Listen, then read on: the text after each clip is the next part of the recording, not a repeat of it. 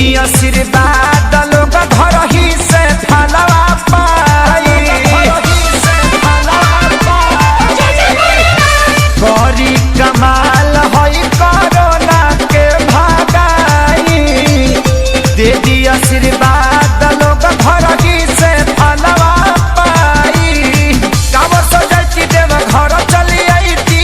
भांग धतूरा बेल पतर चढ़ैती। जीवी गंगा में नहैती डभाडभ जी डभाडभ जी डभाडभ जी। लगे आई ना मंदिर में केहू मपजी। भोले बाबा बैठी खेलत रही पबजी।